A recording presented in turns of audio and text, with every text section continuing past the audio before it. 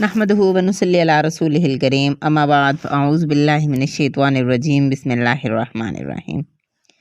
میرے پیارے بہن بھائیوں، یورپ میں جادو کا الزام لگا کر ہزاروں خواتین کو زندہ جلا دیا گیا تھا، اسی لیے وہ انہیں جادو سے منسوب کر کے ان کا جواز ڈھونڈ لیتا تھا۔ جادو کے سلسلے میں خاص طور سے عورتوں کو زیادہ ملوث کیا جاتا تھا اور ان کے بارے میں طرح طرح کی افواہیں مشہور ہو جاتی تھیں۔ جیسے ہندوستان میں چڑیل کے بارے میں مشہور ہوا تھا کہ اس کے پاؤں کے پنجے وہ الٹے ہوتے ہیں اور وہ بچوں کا کلیجہ کھا جاتی ہیں۔ ہمارے ہاں یہ بھی مشہور ہے کہ دشمن یا حریف پر عاملوں کے ذریعے جادو کرا کر انہیں نقصان پہنچایا جاتا ہے اور اس جادو کے اثر کو جادو ہی کے ذریعے دور کیا جا سکتا ہے۔ ان سب میں سب سے زیادہ خطرناک جو ہے وہ کالا جادو ہوتا ہے، جس پر کیا جاتا ہے اس کی جان اور مال کا نقصان یقینی ہوتا ہے۔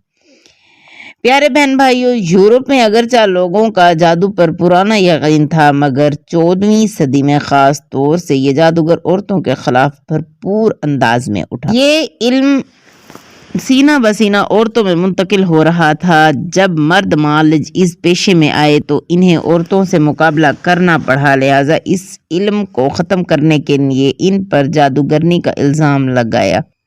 بچوں پر بھی جادوگری کے الزام لگائے جاتے تھے اور انہیں لکڑی میں جلا دیا جاتا تھا۔ جرمنی کی ایک 9 سالہ بچی تھی، بہت زیادہ خوفزدہ ہو گئی جب اسے تشدد کے ہتھیار دکھائے گئے۔ یہ عام طریقہ کار تھا جس میں ابتدائی تفتیش کے دوران ملزم سے دوستانہ انداز میں کیے جانے والی پوچھ گچھ میں انہیں تشدد کے آلات بھی دکھائے جاتے تھے۔ جسمانی تشدد کی ایک بہیمانہ قسم میں کسی کو رات بھر جگائے رکھنا اور جکڑے رکھنا بھی شامل تھا۔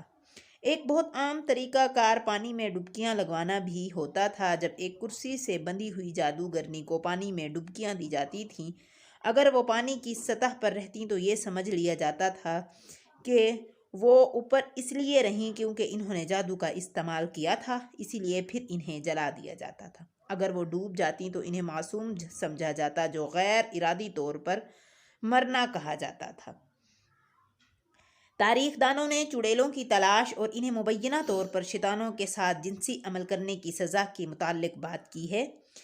اگرچہ مردوں کو بھی جادو کے جرم میں پھانسی دی جاتی تھی، لیکن اس کا شکار ہونے والی زیادہ تر 85% جو ہے نا وہ خواتین ہوا کرتی تھی۔ 15ویں صدی میں جادوگرنیوں کی تلاش سے متعلق تحریر میں زیادہ زور خواتین کی جنسی بھوک پر دیا اور انہیں نیکی اور اچھائی میں غیر اعتدال پسند مخلوق کے طور پر بیان کیا گیا۔